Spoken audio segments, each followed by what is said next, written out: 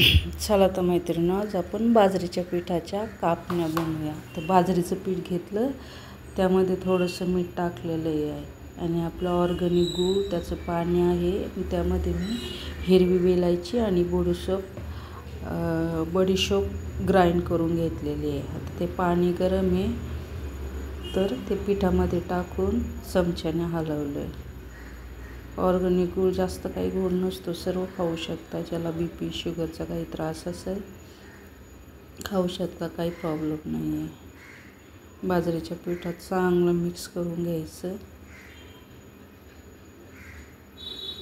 आणि लगेच पूर्ण पाणी नाही टाकायचं ते गुळाचं, तर थोडं थोडं करून टाकायचं. कारण का एकदम टाकलं तर पीठ पातळ होऊ शकतं आणि पातळ पीठ झालं तर मग अजून पीठ घ्या. असं थोडं थोडं करून टाकायचं आणि चमच्याने हलवायचं. थोडं थंड झालं का आपण कणिक पिठाचा गोळा तयार करणार आहोत. हे सर्व पिठामध्ये ऑर्गॅनिक गुळाचं पाणी, त्यामध्ये बडीशेप, हिरवी वेलायची टाकलेले ते एकत्र करून आपण पिठात एकत्र करून घेतलेलं आहे. थोडंसं हलवायचं कारण ते गरम आहे. नंतर आता आपण याचा कणकेचा गोळा तयार करून घेऊ. थोडा आहे त्यामध्ये जसं लागेल तसं थोडं थोडं घेऊन कणिक मळून घ्यायचे बाजरीचे. थोडं मग आता थोडं थंड होत आलं आणि हळूहळू मळायचं. पूर्ण एकत्र करून घ्यायचं.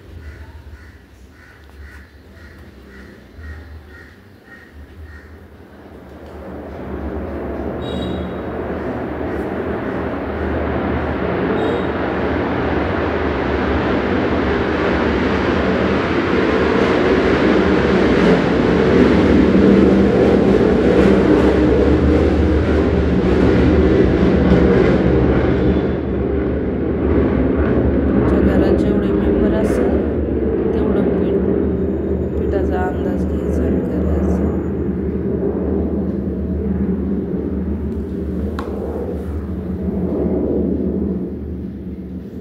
थोडंसं चेंज आपलं थोडं. ह्या थंडीच्या दिवसात बाजरी पण चांगली असते. म्हणजे थंडी म्हणजे पाऊस, थंड जेव्हा वातावरण असलं, बाजरीची भाकरी किंवा हे असे बाजरीचे पदार्थ केले तर चांगले असतात. पीठ पण हाताला लागत नाही, काहीच टाकलं नाही. त्या फक्त ऑर्गॅनिक गुळाचं पाणी आणि मीठ टाकलेलं. काही जास्त वस्तू पण लागत नाही आणि जास्त टाईम पण लागत नाही. आता हा आपण गोळा केला आहे. आता ही भाकर थापून पण आपण त्याचे कापणं करू शकतो आणि हे लाटणं, आणि जशी चपाती लाटतं त्या प्रकारे लाटून घेतलेलं आहे. आता भाकरीचं म्हणजे त्या नरम होतात कापण्या, बाजरीच्या कापण्या नरम होतात आणि जे लाटून चपाती केली त्या थोड्या कडक होतात. आणि जसं तुम्ही शंकरपाळ्या करता त्या प्रकारे चाकूने किंवा आता मार्केटमध्ये अनेक प्रकारचे साचे भेटतात, तसं केलं तरी चालेल तुमच्या आवडीनुसार. आता मी चाकूने कापून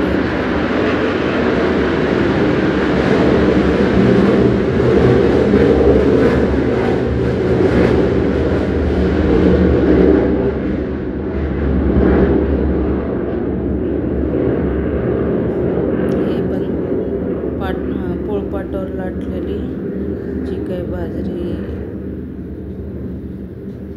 लाटून घेतलेली ते पण तसंच कापून घेतले तुमच्या आवडीनुसार. आता याच्यात हिरवी वेलायची आहे, कापताना मध्ये येते, तर अलगदरीत्या ते कापून घ्यायचे. आता एक आता मी उभ्या ना आडव्या केलेलं आहे.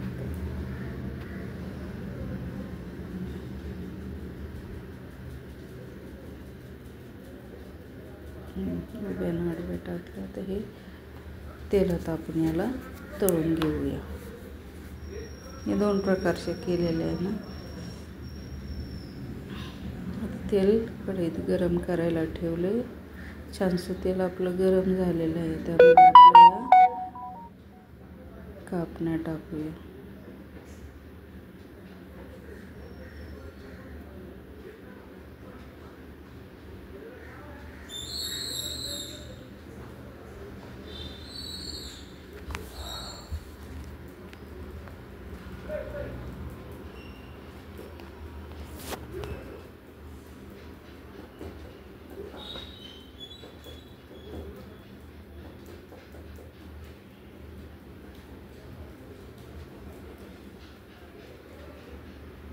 भाकरीची म्हटलं जरासं थोडीशी जाडसर राहते.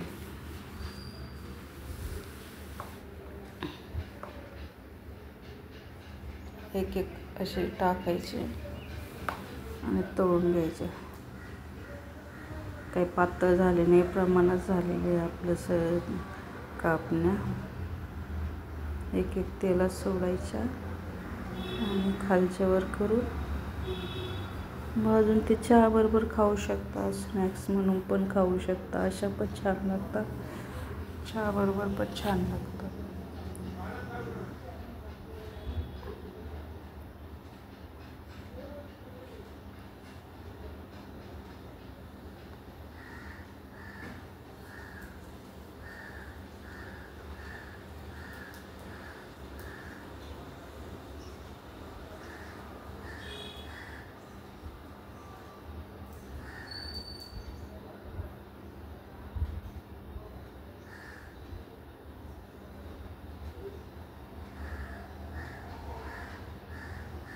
असे एक एक मस्त तळून घ्यायचे.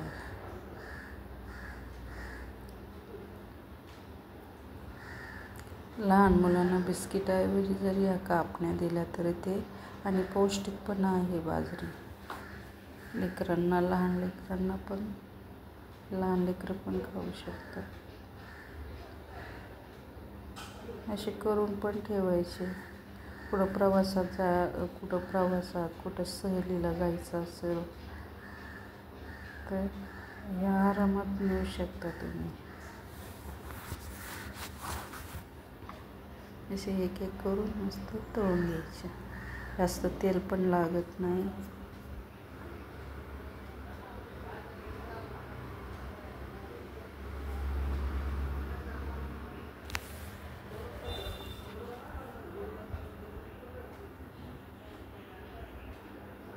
हे बघा, हे लाटलेले आहे. हे जे आहे हे थापलेले आहे. बघा, हे नरम झालेले आहे. भाकरी थापून त्याचे काप केलेले आहे. आणि आपलेली लाटलेले चपातीसारखं लाटून त्याचे काप केलेले आहे. हे नरम. आपल्या घरात कोणी वृद्ध व्यक्ती असेल तर खाऊ शकतात ते चहाबरोबर, किंवा असे पण छान लागतात. कमी वेळ लागतो, साहित्य पण कमी लागतं.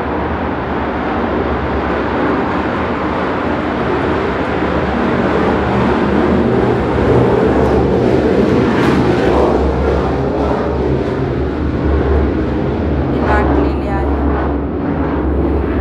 कडक झालेले. कोणाला कडक आवडतं, कोणाला नरम आवडतं. तर जे लाटलेले आहे ते कडक होतात कापण्या, आणि जे थापलेले आहे ते नरम होतात.